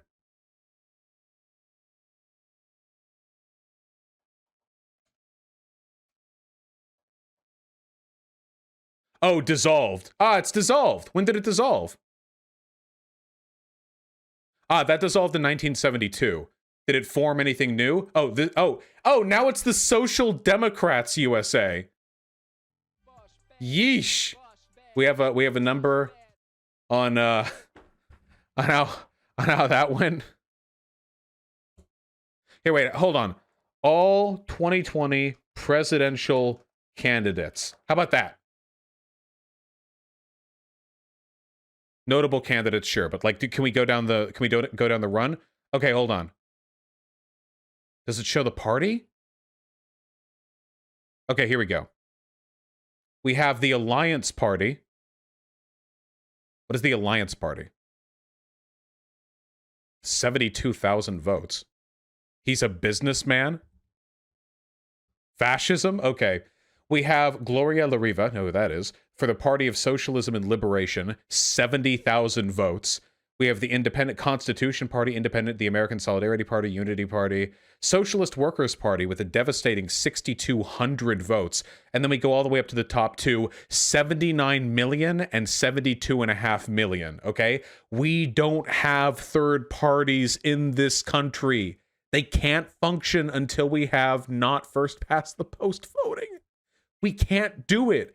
So any argument that Hakim's going to make about how everything I'm saying is inapplicable because it was referring to workers' parties is irrelevant, because in the material circumstances of the country that we live in today, these conditions are only applicable to left-leaning caucuses within the Democratic Party. You're making a Soak-Dem argument is what's funny. None of the arguments that I'm making right now are Soak-Dem. What are you talking about? You can be a revolutionary and believe the best way to convince other people to be revolutionaries is by working within the Democratic Party. Working within the Democratic Party doesn't mean you're constrained entirely by the bounds of electoral discourse. You realize that, right? You can be in the Democratic Party and use the speech, the platform that you get to advocate for radical positions. Engels' point in the speech isn't that we should participate in bourgeois politics. It is that we should coordinate voting for revolutionary working class parties along with strikes, protests, direct action, and a general strategy for revolution. That is not the only thing Engels wrote on this subject. And if universal suffrage had offered no other advantage than that it allowed us to count our numbers every 3 years, in America 4, that by the regularity established, unexpectedly rapid rise in our vote, it increased in equal measure the workers' certainty of victory and the dismay of their opponents, and so became our best means of propaganda, that it accurately informed us of our own strength and that of all other opposing parties, and thereby provided us with a measure of proportion second to none for our actions, safeguarding us from untimely timidity as much as from untimely foolhardiness. If that had been the only advantage we gained from the suffrage, it would have still been more than enough, but it did more than this by far. In election propaganda, it provided us with a means, second to none, of getting in touch with the mass of the people where they still stand aloof from us, of forcing all parties to defend their views and actions against our attacks. Does that remind you at all of what the Justice Squad, what the Justice Dems and what Bernie Sanders have done to the rest of the Democrats? And further, it provided our representatives in the Reichstag with a platform from which they could speak to their opponents in Parliament and to the masses outside with quite a different authority and freedom than in the press or at meetings. This second quote from Engels, too, he seems to not actually have read, but instead Googled for and found in, again, an International Socialist Review article. If you're going to try to back up your points from Marx, Lenin, etc., at least read what they said. Don't go what's quote mining. What especially wait. It's not the review article. Isn't the quote mine? I read the article, but do I have to read the whole book every time? I read the article and the surrounding Okay, so how is it out of context? Explain to me. Is it because the Labor Party was more left-leaning? Is that the article he's taking these quotes from even states that Marx and Engels aren't promoting what he's promoting. In fact, it even says at the beginning, throughout their political lives, Marx and Engels always argued that the working class, whatever its size and state of development, must organize itself independently as a class and consequently into a political party, not join with the Democrats as Vaush is suggesting. Moving on to the quote itself. You can do both, you know. You can vote for Biden in the primary and still be a part of the Communist Party. So wait, what is this? Even if the general franchise had offered no other advantage than to permit us to count our numbers once... Oh, wait. So wait, the only way in which they say I was wrong is because they advocated for forming a workers' party? This isn't a counter-argument to me at all.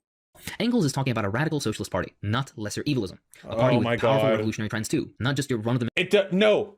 He's literally talking about the necessity of participating in bourgeois electoralism because it allows us to count our numbers and therefore to use the political soapbox in a way that allows us to radicalize other people. That applies equally whether we're talking third party or the Democrats. In fact, it applies even more with the Democrats because they have more of a platform than every third party in this country wrapped together. Mill central-left European party. He thoroughly misunderstood a quote that is explained a paragraph later. This has to be intentional, I think. Either that, or he genuinely misunderstood what the quote was. If that was the case, why is he talking so authoritatively about something he clearly doesn't understand? Furthermore, the very same I love these people. They're religious fundamentalists is what they are. I love these people. Ripping from goes on to specifically say, in his advice to socialists in the United States, Engels emphasized the importance of them supporting and participating in any movement of the working class that, whatever its limitations, would help it to develop its own independent political party. You mean like making sure the Democrats win because they're way more likely to impose voter reform that would allow us to abolish the Electoral College and to remove first past the post voting? You mean it's important to do anything that would allow us to develop an independent political party? He's making my own arguments for me, man. Within the specific American context, Engels promoted working-class party action, not the Democrats. Like all other Marxists, Engels is for the position of working-class parties participating in elections, along with the real meat of the movement, direct action. There's one more segment that I would like to read here, which is a part of the theses on communist parties and parliamentarism, which was, again, they probably don't care about this person, in part a product of Trotsky. The fact that parliament is an institution of the bourgeois state can in no way be used as an argument against participating in the parliamentary struggle. The Communist Party does not enter these institutions in order to work as an integral part of them. Rather, it does so to use parliament to help the masses take action to break up the state machine and the parliament itself. The use of this third quote confuses me. It so clearly states something so antithetical to what he's advocating for, but he doesn't see it. Be used as an argument against participation, a product of Trotsky. The fact that parliament is an institution of the bourgeois state can in no way be used as an argument against participating in the parliamentary struggle. The Communist Party does not enter these institutions in order to work as an integral part of them. Rather, it does so to use parliament to help the masses take action to break up the state machine and the parliament itself. The use of this third quote... Yeah, so that quote, that argument right there is only arguing against anti-electoralists. The point where I threw that quote up there was just arguing that these theorists did not advocate for not participating in electoralism just because it was bourgeois. Guys, how many Bernier busters did you see say that you shouldn't participate in electoralism at all because you're bolstering the system? How many people how many Bernier busters did you guys see say that? I saw like millions, billions of them, trillions possibly, so many of them. So when I threw articles like that, like or not articles, quotes like that with Trotsky, I'm only making the argument that these guys agreed just because it's bourgeois electoralism does not mean that you shouldn't participate in it. Confuses me. It so clearly states something so antithetical to what he's advocating for. He was talking about communist parties, not about participating with the Democrats. See it. The quote itself literally says, the Communist Party does not enter these institutions in order to work as an integral part of them. Rather, it does so to use parliament to help the masses take action to break up the state machine and the parliament itself. The Communist Party. The Communist Party. Not the Democrats, and no lesser evilism. Using this to... Damn, he didn't wow, you're telling me Leon Trotsky didn't specifically name the Democratic Party when he was writing on this a million years ago on the other side of the planet? That's crazy, dude. Justify voting for Biden is just so poorly thought out, it's almost funny. How is voting for Biden going to break up the state machine and the parliament itself? Also, he probably... It's not about... Well, I'd be happy to explain it to you. So, Trump has actually passed literally dozens of, or facilitated the passing of, literally dozens of pieces of legislation that have harmed workers' rights and unionization, far more than Democrats do proportionally. He's facilitated a ton of regulatory capture, where industries that help the proletariat develop the base subsistence needs they need in order to be politically effective are corporately captured. They're run by former CEOs and the like, deregulation. He's also looked to actually make illegal protesting against the state. Trust me, motherfucker, it is going to be much easier to protest against Biden than it is against Trump with Barr as his fucking AG, okay? With Barr threatening fucking sedition charges. Please, God, trust me. I know that you don't live in America, so you have no fucking right to talk about the actual impact, activism, and organization our country is going to have with regards to the presidential candidates that we have to choose, but fucking trust me, any activist in this country worth their salt, anyone with a functioning fucking IQ higher than the room temperature that they live within, knows that it is much easier to protest against an ineffectual, doddering fucking liberal than a person who is literally fucking flirting with anti-democracy, okay? It is an important distinction. Barr's legal philosophy is literally like executive centralism, right? Where he thinks the president should be able to do whatever the fuck they want because they should have like infinite power. Like not exactly, but yeah, basically Barr's a piece of shit. Trust me, there's a difference. Presidential autocracy, yeah. There is a difference. Unitary executive theory, yeah. I got this quote from elsewhere, as the wording is different from the usual source people go to read theory from, the Marxist Internet Archive. The quote there is, the rostrum of the bourgeois parliament is such an auxiliary base. The argument that parliament is a bourgeois state institution cannot at all be used against participation in the parliamentary struggle. The Communist Party does not enter these institutions in order to carry out organic work there, but in order to help the masses from inside parliament to break up the state machine and parliament itself through action. For example, the activity of Liebknecht in Germany, and the quote goes on. This makes me think that... Yeah, wait. Yeah, I completely agree with that. So, in what ways do you think a Democrat, or like maybe like a Justice Dem like AOC, could use the power of the state to break up the state apparatus? What about somebody like Bernie Sanders turning millions of people onto the idea of collective worker organization towards a $15 an hour minimum wage? What about somebody like Alexandria Ocasio-Cortez getting tens of millions of people in this country hyped about the Green New Deal, a set of policy proposals and general beliefs which would reorient our economy and civic structure around the needs of the proletariat to, well, about as much of a degree as you can get away with putting out in Congress. I mean, you can go further, but any further than that, and, you know, she commits suicide via 2 bullets in the back of her head. This is how you move people. You take advantage of the power you're given, and right now, there is no power in communist third parties where their candidates get 6,000 votes. It's just not true. You have to take advantage of what you have in front of you. He just got it from elsewhere, like the other quotes, and didn't actually bother to read any theory. Why do you It's keep pretty funny that he considered this guy's so negative towards me? I don't think I've ever... Well, maybe I've said some negative stuff about Hakim. This guy's pretty pessimistic about me. this video to be the end of the discussion. He goes on to talk about how it'll do us good to participate in order to judge our numbers, deliver arguments to enemies, etc. That's all well and good if it was a race between a Communist Party and the Republicans, not the Republicans or Democrats. He's arguing 2 different and somewhat opposing points here. The first... What about the Justice Dems versus the broader Dems? Because that's a real and relevant distinction in the mainstream Democratic Party that's led to a lot of conflict. Also, why is the distinction between the Democrats and the Republicans not important? Hey, speaking as somebody who has to live here, I would like to count my numbers as progressives against fascists. Does anyone else agree? Isn't it nice to be able to consolidate power around an organization that isn't as openly fascist as the Republicans? I think that's nice. It's not exactly workers' revolution tomorrow, but it's something. It's preferable to the alternative. being that Biden is a lesser evil and that'll do better for the radical left if he wins, and second, that participating in elections helps the movement for the reasons mentioned above. This is all just an incoherent mess. Did you know Marx... I noticed you didn't provide a counter-argument to that last bit, huh, there, did you? You just threw it out there among other things you disagreed with, and that said all of it was an incoherent mess. actually believed it was possible to achieve socialism peacefully through democracy and through voting? A quote from him in his La Liberté speech. You know that the institutions, mores, and traditions of various countries must be taken into consideration, and we do not deny that there are countries, such as America, England, and if I were more familiar with your institutions, I would perhaps also add Holland, where the workers can attain their goal by peaceful means. That being the case, we must also recognize the fact that in most countries on the continent, the lever of our revolution must be force. It is force to which we must one day appeal in order to erect the rule of labor. The next quote by Marx is somewhat silly, as it doesn't really support his argument. Marx didn't say voting anywhere. Also, we're materialists as Marxists. Our decisions should be... Okay. If Marx is arguing that you can non-violently achieve socialism in a democratic country, what mechanism do you think he's referring to? What? By the way, I explained why I invoked that quote, and it was just because I wanted to point out that anti-electoralism is not a position supported by the theorists I was bringing up there. Like, listen to the quote, man. Force to which we must one day appeal in order to erect the... And we do not deny that there are... It was possible to achieve socialism peacefully through democracy and through voting. A quote from him in his La Liberté speech.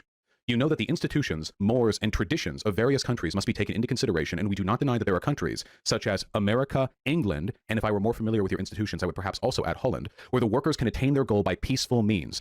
Institutions that allow the workers to attain their goals by peaceful means. Well, I mean, I guess maybe that's not voting. Maybe the institution he's referring to was the post office. You could, like, mail out pamphlets easier, and that's how we do it? What are you talking about? Of the material conditions. Why not? Historically, though, we have seen that peaceful transition of power is not much more than a pipe dream. Vaush challenges those... Damn, whoa. Watch out, you're criticizing Marx there, bro. Let's say that Marx wasn't talking about voting here, asking rhetorically, in what way could the working class gain power aside from democracy? This just shows Vaush's lack of creativity, if anything. Dual power, maybe? With participation of the military, like in the Bolshevik Revolution? Wait. He just said peacefully. Dual power with participation of the military? He just said peacefully. What? This guy's like so anti-voting, he has to like warp his brain to imagine different interpretations. Like, when Marx said that the institutions and democracies could allow for the peaceful achievement of socialism, he actually meant that the dual power in the military, the peaceful military coup that you could incur. What are you talking about? I feel like you're not taking these points in good faith. First of all, I think... Oh, wait, you're probably referring to him, not me. I feel like I'm responding to his criticisms pretty levelly here. I mean, I'm making fun of them because I can predict these, but... A peaceful takeover can occur when the repressive arms of the state refuse to be so any longer. Unlike No. A military coup can't be peaceful. There was actually a peaceful socialist military coup in Portugal. Uh-oh.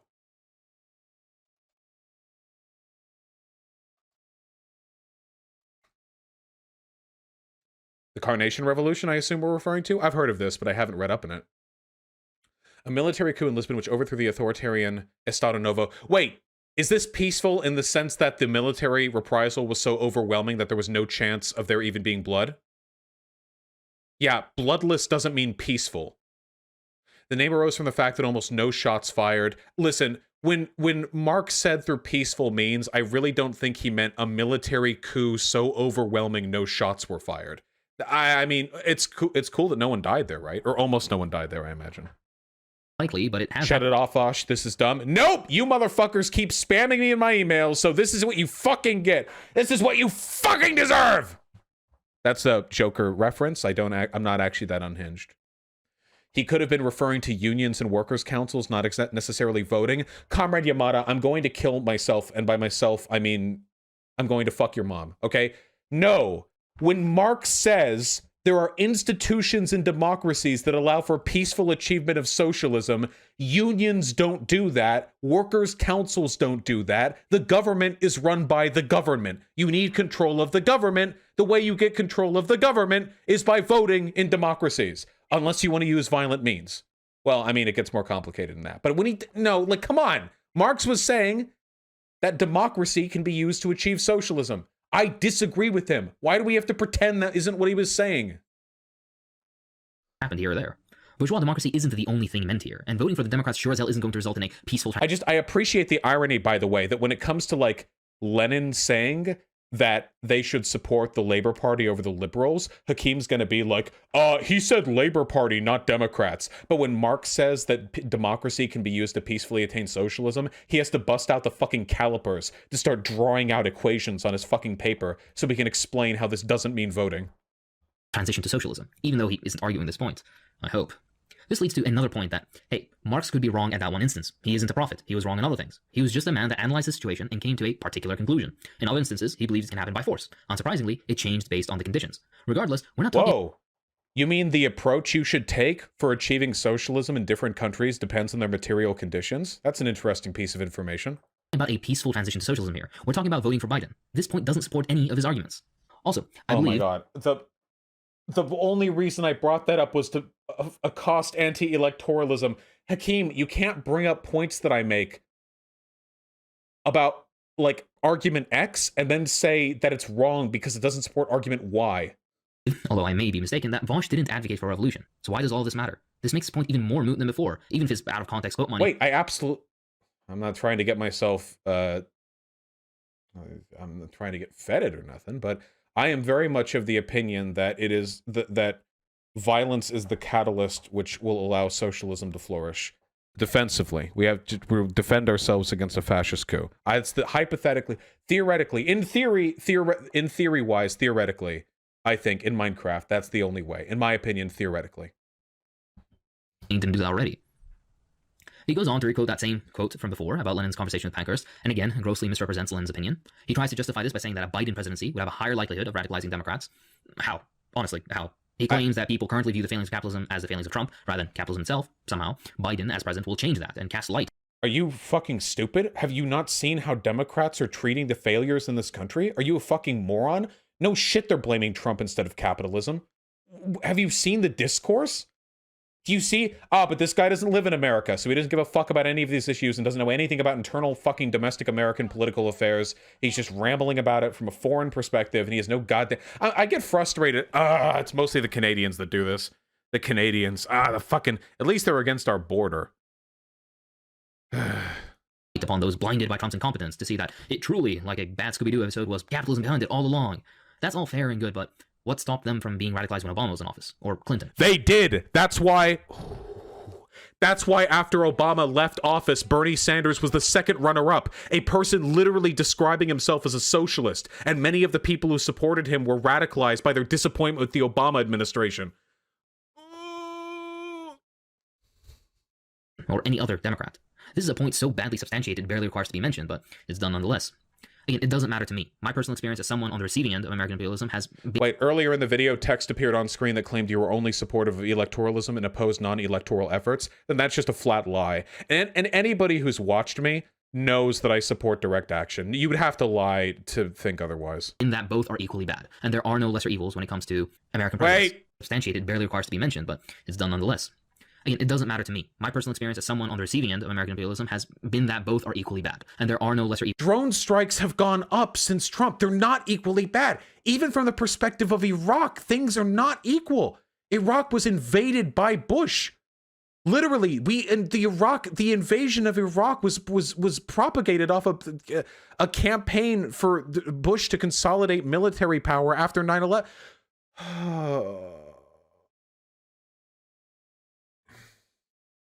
And Obama continued at your point.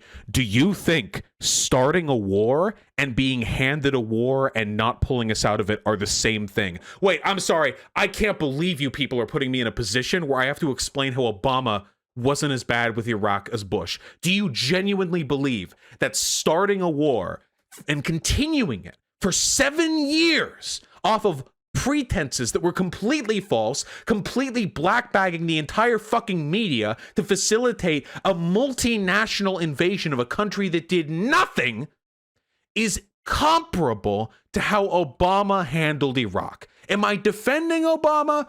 No, Obama sucked. But do you really think these are the same?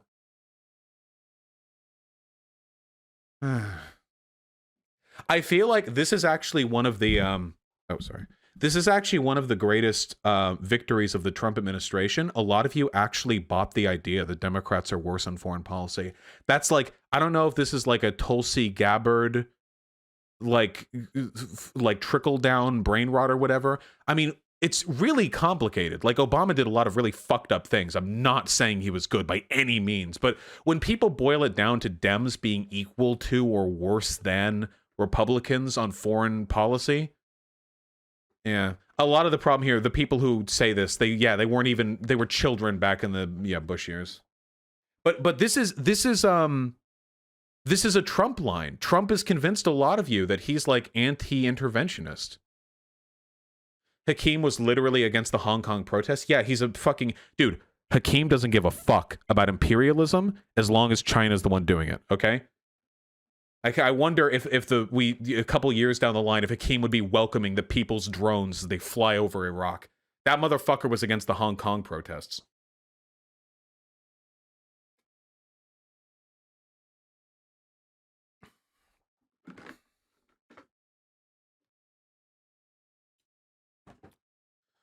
What's your gripe with Obama?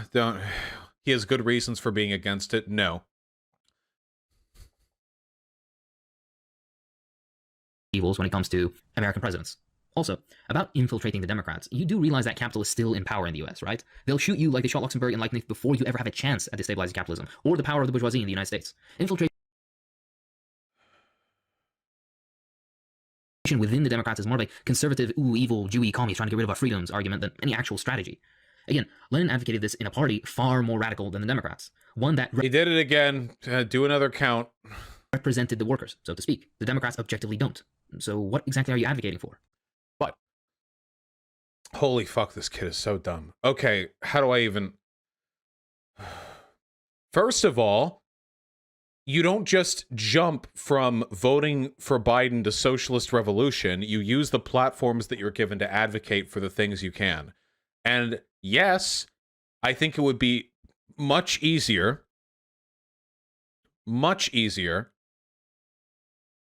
for us to advance the radicalization of the workers if we had politicians sympathetic to our cause in office than if we didn't. Lenin. Listen to this.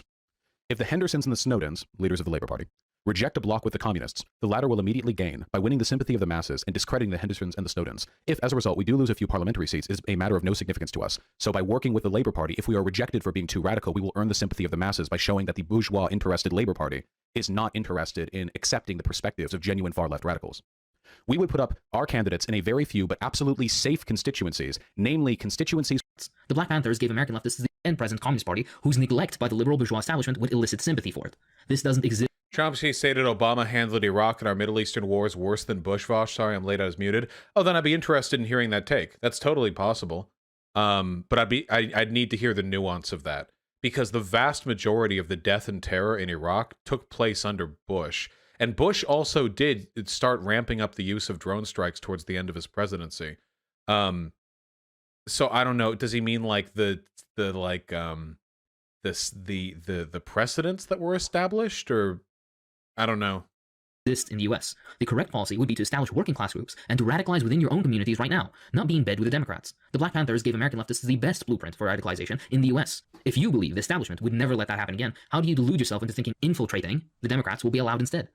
Because you're not infiltrating them with berets and fucking carbine rifles up against your chest. You're infiltrating them to start getting worker advocacy talking points spread into common discourse. You don't need to go full fucking mask off. There's not like a binary switch between lumpen proletariat and revolutionary warrior in full fucking camo, okay? There are median switches, and you have to pull the general population over to your position. My guy, I know it fucking sucks, but like 1/4% of the United States of America is socialist, like really socialist, okay? We're not winning anytime soon with these numbers, but a lot of them are fascists. You know why? Because fascists get to stay in government and socialists don't, because they've been able to use the soapbox of electoralism to get their word out infinitely more effective than we have. They get to work with business interests to promote their interests through media. They get to censor critics and academics they don't like. They have infinitely more power than we do.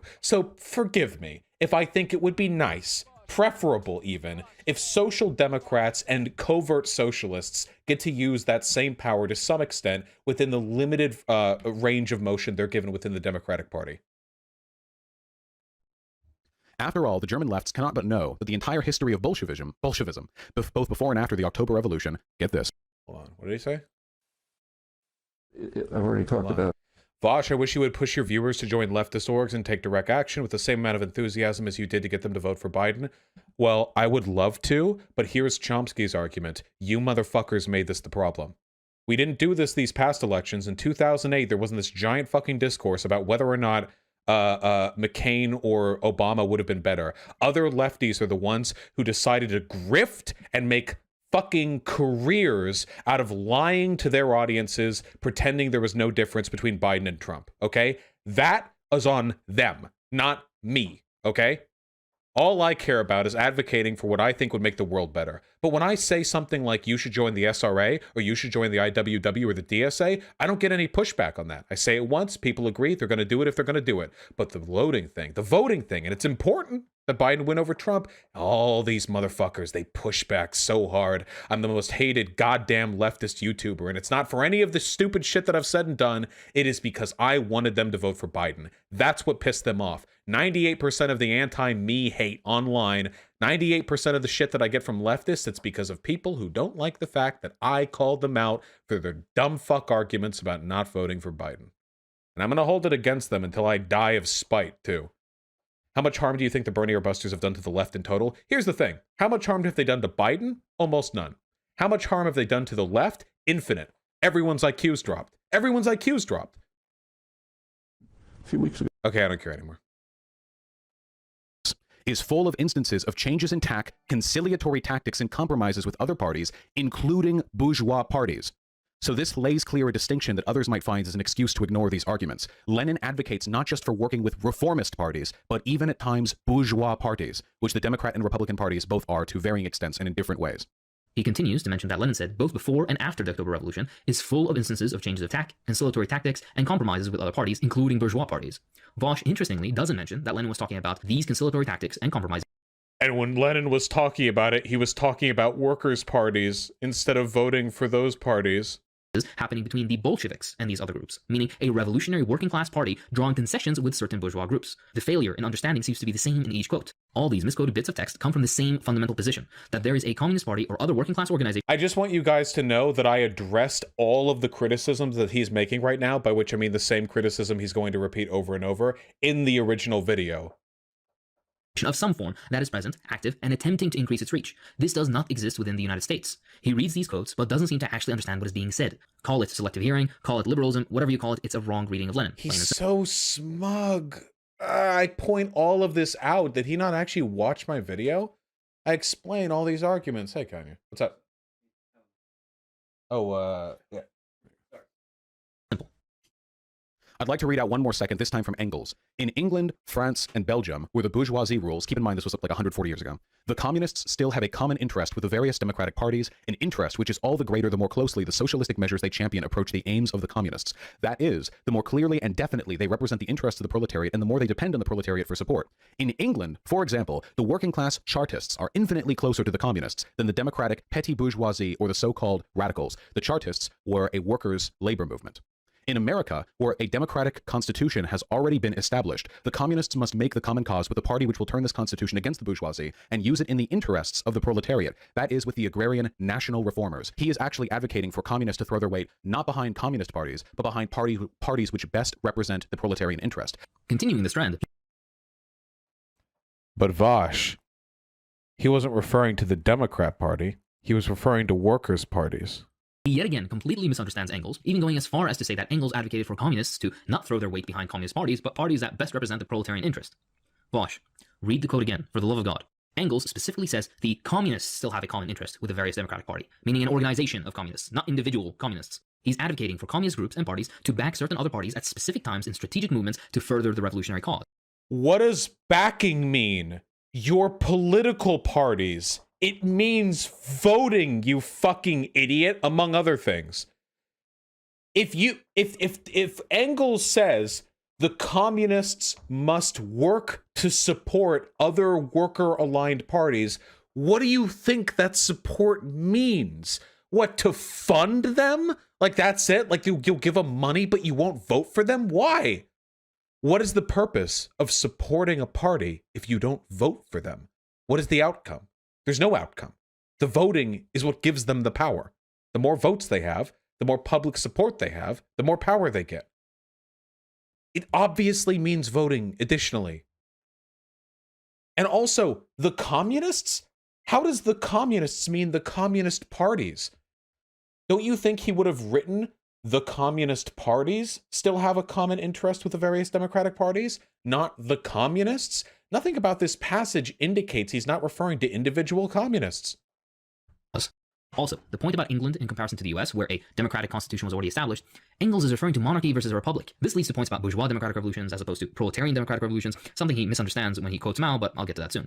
Again, how this supports your point about voting for Biden, I don't understand. By the way, he didn't read the Principles of Communism, the work being cited. How do I know this? Well, he didn't know who the agrarian national reformers were.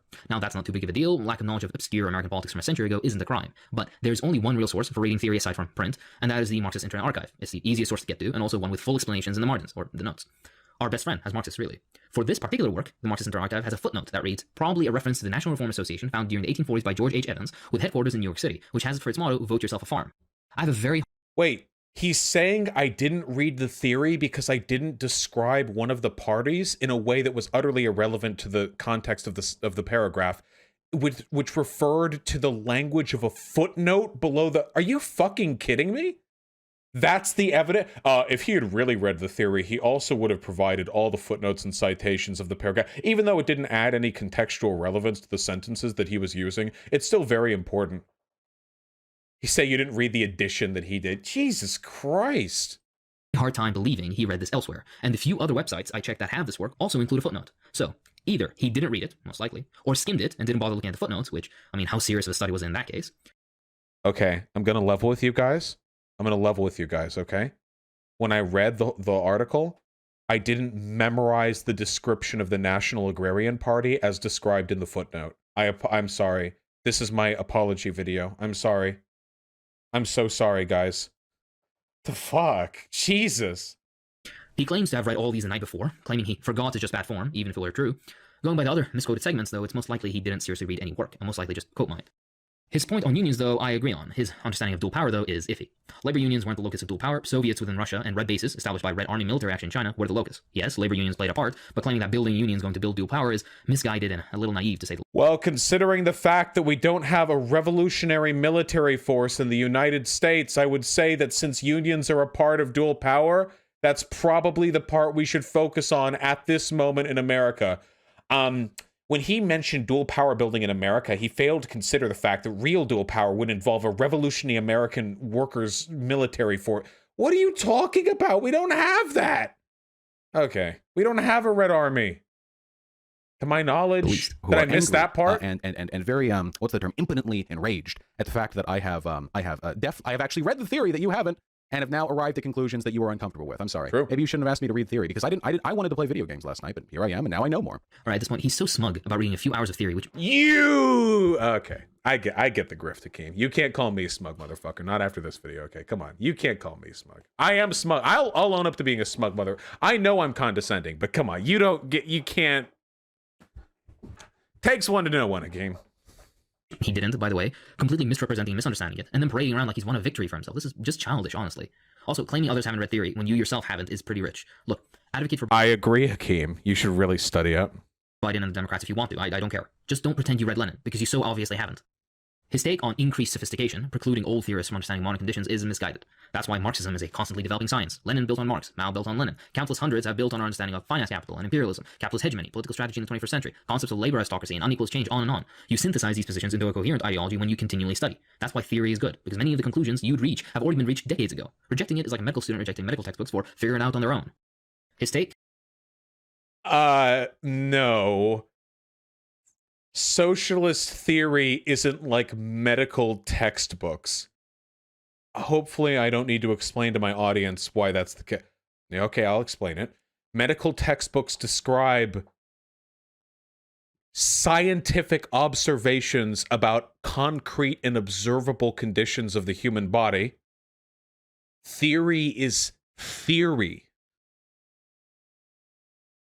That doesn't mean it's useless, but like, come on. On old form revolutions being impossible is misguided. This video is long enough already, so check out my video titled How Rich Countries Rob the Poor, the Failure of Social Democracy for more information. Most of his points are built on the misunderstandings of the choice selections of quotes he's made, so essentially his arguments fall apart for the most part. They can be standalone without appealing to Marx and Lenin. Hell, I prefer that. Using Lenin as a base to say something Lenin never advocated for, though, that ruins your argument. Apply to Nixon. What's even the point of providing the clip if you're going to speed it up so fast nobody can understand it? I don't think he ever actually addressed your real arguments at all. Yep, you notice that with this and with the BadEmpanada video? Not once have they actually addressed the arguments that I made, the analysis I derived from the quotes, and the way I thought it was applicable. All they did was say, you took this out of context. They were referring to Communist Party, not Democrat. The Labor Party was more left-leaning than the Democrat Party. They're not actually interested in engaging with the arguments. All they're interested in is, what they're essentially accusing me of is defiling their text. Does that make sense? They are accusing me of defiling their texts. It's a matter, yeah, it's like a wrong thing. It's like heresy. It's apostasy to them. Yeah, it's blasphemy. They were angry that I would invoke the name of their lords, in a heretical way. But they don't care about like the arguments, you know. His list on why Trump is a bigger threat to our democracy could easily have been applied to Nixon or Reagan or even fucking Woodrow Wilson. Do I need to remind you of the Palmer raids? Trump deployed the repressive arm of the state at a time when the wait, what? Or even fucking Woodrow Wilson. His list on why Trump is a bigger threat to our democracy could easily have been applied to Nixon or Reagan or even fucking Woodrow Wilson. Do I? Yes, it could have. Okay. Need to remind you of the Palmer raids. Trump deployed the repressive arm of the state at a time when the rule of capital could be shaken, and somehow this makes Biden a better candidate. You don't think... Wait. Trump deployed the repressive arm of the state at a time when the rule of capital could be shaken, and somehow this makes Biden a better candidate. Wait, what? Trump deployed the rule of the state when capital was shit. First of all, it's a very reductive analysis of my arguments as to why Trump is more anti-democratic. But additionally, wait, what? He's saying they're both servants of capital? Yeah, they are, but not all servants of capital are alike.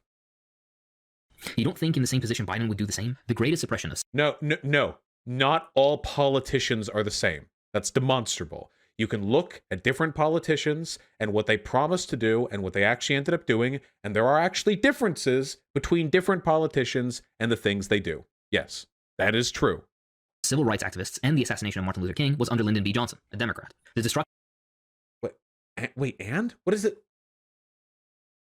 Wait, first of all, is he suggesting that Lyndon B. Johnson personally Okay, wait, oh God. Oh my God. Okay, is he suggesting Lyndon B. Johnson personally authorized the assassination of Martin Luther King Jr.? I guess it's not impossible? Yeah, I don't think that has anything to do with this, and that's a very weird claim. Do the same? The greatest suppression of civil rights activists and the assassination of... The greatest suppression of civil rights activists took place under Lyndon B. Johnson. I mean... I guess I could look in. That could be substantiated. I'm pretty sure that's not the case. Yeah, I'm thinking the Civil Rights Act might have been I'm trying to think, because again, we're past. I wasn't born back then. I'm trying to think if there are any historical bits. I'm pretty sure Lyndon B. Johnson was preferable to his predecessor. Not predecessor. To Nixon. Yeah, he was in charge during the height of the civil rights movement. I don't know. It seems to me really, really reductive to boil it down. Republicans and Democrats are the same. Don't you know MLK died under LBJ? That's very weird to me. I don't know. This to me, this is an incredibly childlike way of engaging in historical analysis. Incredibly so. A lot of the suppression done of civil rights movements was done by state and local governments as well. It was governors and sheriffs and mayors who did a lot of it. The president wasn't the president isn't the arbiter of police action. And and Nixon, yeah, I don't. This is dumb. Martin Luther King was under Lyndon B. Johnson, a Democrat. The destruction of the Black Panther Party and the murder and imprisonment of its leaders also happened under a Democrat president. To claim that somehow... Okay, again, saying that 50 years ago some Democrats did some bad things has literally nothing to do with whether or not Biden or Trump is better. It was Johnson versus Goldwater, and Goldwater was a piece of shit, yeah. Wait, yeah, wasn't that Nixon? Wait, hold on, I'm sorry. Deployed the repressive arm of the state at a time when the rule oppression of civil rights activists and the assassination of Martin Luther King was under Lyndon B. Johnson, a Democrat. The destruction of the Black Panther Party and the murder and imprisonment of its leaders also happened under a Democrat. Yeah, wasn't that Nixon? Yeah, what is this guy talking about? Yeah, is this literally Candace Owens shit? I feel like I've heard this from conservatives arguing that it's actually the Democrats who are racist. This is revisionism. What the fuck is this? President. To claim that somehow a Democrat will have more respect for democratic institutions or whatever other liberal nonsense is not only naive, it's just wrong. No, it's first of all, we're not talking about Democrats. We're talking about Biden and Trump. And yes, Biden does have more respect for democratic institutions than Trump. Objectively, easily, incredibly easy. Obviously. What is this? Yeah, historical revisionism. These people, man, they got to read some historical theory. History has proven otherwise. As Marxists, we realize that, like most things, under capitalism, all we have are concessions. If capital would benefit from an autocratic takeover, then that's what the bourgeoisie and the repressive arms would do. One of Vaush's... Oh my God. Okay, I need to talk about this, okay? This is, again, he's talking about theory like it's prophecy. This is religious thinking. As the great texts tell us, should capital bequeath a thing happen, the thing doth happen. Therefore, since capital control both Republican and Democrat, there beeth no difference in the consequences of thine respective elections. It's religious thinking. Material conditions doesn't just mean servant of capital. Material conditions can mean Stonewater. It can mean the Black Panther Party, which, by the way, also fought for racial equality, not just socialism. Material conditions can mean fucking lesbians marching outside of the Washington Monument. Material conditions doesn't just mean who capital favors, okay? You are disgustingly ignorant of American history, and you are lucky that I personally got Biden into office, because otherwise, is Hakim from Iraq? Well, hey, listen, okay? We're going to get Biden to get those troops out of Iraq, okay? Wait, did he already do that? We're going to keep Biden from fucking bombing any more of your airports, okay? That's what we're going to do. You're welcome, Hakim. I know it sucks, because frankly, Democrats and Republicans both have a pretty fucking bad record when it comes to foreign policy. But listen, you, okay? I got Biden elected, and I'm going to wield that infinite power, all right? And I'm going to make sure we quit fucking around in the Middle East, okay? We're going to pull troops out of Afghanistan. We're going to pay reparations to the countries we bomb. We're going to stop that Yemen shit. We're going to start arguing with Saudi Arabia. We're going to reinstitute the nuclear fucking arms shit deal with Iran, the nuclear treatise. We're going to establish a fucking one-state council solution with Israel and Palestine, because I feel like that's the most we're going to be able to get. We're gonna do it. This won't happen under Biden. Goddamn right it will. It will, because of me, because of all the socialist influence I have in the Democratic Party. Yeah, we're gonna lift sanctions on Vuvuzela. We're gonna fix the world. No, it won't, Vaush. Do you think I'm being serious, man? Yeah, we're going to establish Biden socialism. Anyway, I think that in going through this video, I have sufficiently demonstrated that it's not really a refutation of my arguments, and that Hakim should stick to what he does best, which is keeping my name out of his goddamn mouth. All right. There's still 15 minutes. You think we're going to get something out of those 15 minutes? Let's read some donos. I didn't mean it, guys. Vaush, I feel so smooth-brained for thinking Hakim was right. Listen, here's what you need to realize, okay? You guys need to realize this, all right? It's really, really, really easy to be duped by arguments like the ones Hakim used in that video. And if it weren't for the fact that I'm the one being argued against, and the position that's being argued is one I disagree with, I would fall for it too. Or at least I'm susceptible to falling for it as well. Just want you guys to know, okay? There's no shame. We're all human.